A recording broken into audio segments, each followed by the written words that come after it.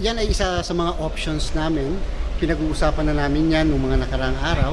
At ang sinasabi natin, pinag-aaralan natin ano ang mga probinsya na may posibilidad na nagkaroon ng malawakang dayaan at may posibilidad na maisama po namin sa protesta kung sakasakali. Binigyan naman po kami ng ating pong Presidential Electoral Tribunal kung sakasakali na mahaba-habang period para po mapag-isipang mabuti, mapag-aralang mabuti kung anong mga lugar ang i-cover namin sa protesta. Palagi niyong binabanggit yung undervotes, gagamitin niyo ba yung elections sa electoral? Sana po naintindihan din po ng kampo po ni Ma'am Lenny na hindi naman po namin sinasabi lagi yung mga undervotes dahil lamang po sa gusto namin impluwensyahan o makapag-exclude ng isang COC. Ginagamit po namin yung para po maparecord lahat ang mga sinasabi namin. Observation po namin yun eh. Bakit man po kami madideprive ng aming observation? At we are trying to lay down the proper predicate for the filing of an election protest kung sakasakali. Siyempre po kasama po yun sa isa sa mga i-allege namin sa election protest nasaan ang 4 na milyong boto ng ating mga kababayan sa posisyon ng Vice President. Hindi naman po siguro pangit itanong yun eh, nasaan yung 4 na milyon na yan? Sinabi nila, 4 na milyong Pilipino ang hindi bumoto sa Vice President? 4 na milyong Pilipino ang nag-double sheet for Vice President? Para sa amin, imposible mangyari yan. Minsan lamang po tayong bumoto sa Presidente at saka sa Vice Presidente, 4 na milyon ang hindi bumoto sa Vice President.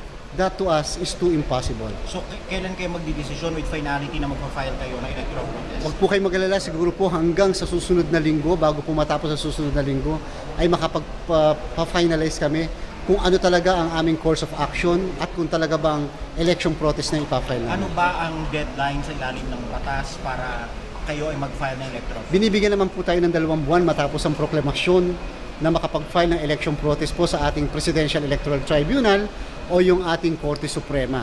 Pero sa kasalukuyan po, pangungulekta lang po ng mga ebidensya. Napakadami po, hindi lang po namin nadala dito sa canvassing sapagkat hindi naman po pwedeng ipakita yon. Bawal naman pong ipakita mo sa Board of Canvassers sapagkat hindi naman po yun ang kanilang katungkulan.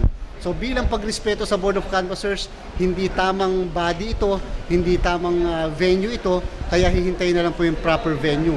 Kanina sinabi po sa amin, it's not the proper venue to raise the issue of null votes. Tama naman po.